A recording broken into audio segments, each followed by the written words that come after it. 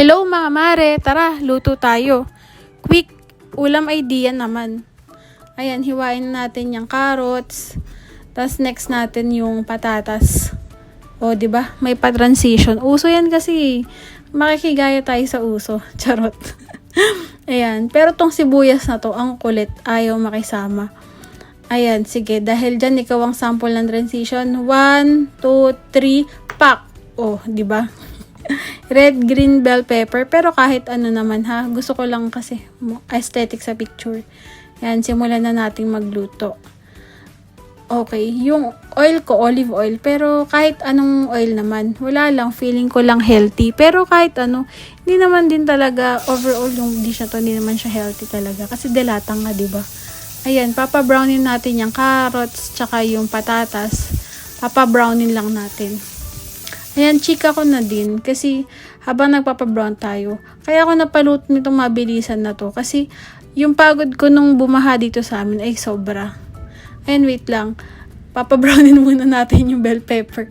Papabrownin muna natin ng slight lang para lang brown siya ng konti. Tapos, yan, papakrispy natin yung garlic na yun, pang toppings na yun later. So, back to the story. Ayun, binaha kami. Kaya ako napaluto nitong mabilisang ulam na to. Kasi, yung pagod ko sa paglilinis ng baha, hindi ko na kaya magluto ng mga matagal na lutuin. So, pang mabilisan lang tayo. So, pwede to sa mga, sa mga working moms, diba? Pero gusto mo pa rin magkaldereta. So, ayun na nga. Pero magigisa pala muna tayo. Gisa muna natin yan. Yung sibuyas. Yung sibuyas, nilagay ko lang yung konting bell pepper kasi mas nagugustuhan ko kasi siyang ginigisa din. So, habang nagigisa tayo, balik na ako sa chika ko. Second time naming binaha dito sa lugar namin. Pero first time ko na-experience ng actual. Pero, ayun, balik muna sa pagluluto. Yung sumunod na nilagay ko is yung tomato paste. Ginigisa ko talaga yun para maluto yung tomato paste. Tapos, ayan, lalagay na natin yung corned beef. Pure Foods. Baka naman. Ayan, sige. Tapos, sige. Basta pagkatapos niyang corned beef, nilagay ko din yung Reno. Liver spread pala. Tapos, konting tubig. Ayun. Diba, in-advance ko na para yung chika ko mahaba. So, back to the chika. Ayun, binaha nga kami. First time ko na-experience in actual yung baha dito.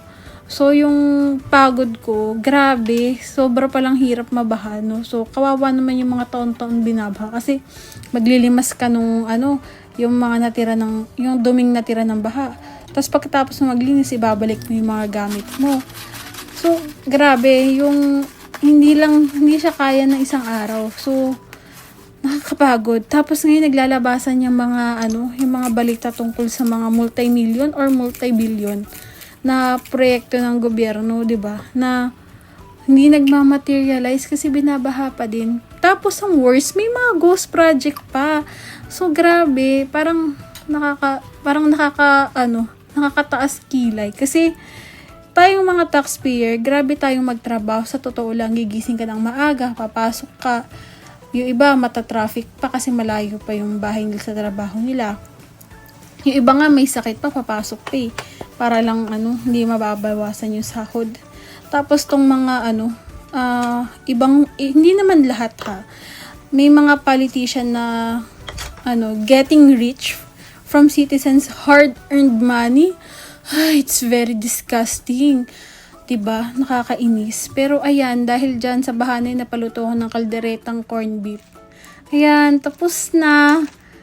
Tapos, tikiman time na tayo. Diba? Medyo nakachika pa ang konti. Ayan, bali, cheese yan, yung parang may yellowish white. Ano ba?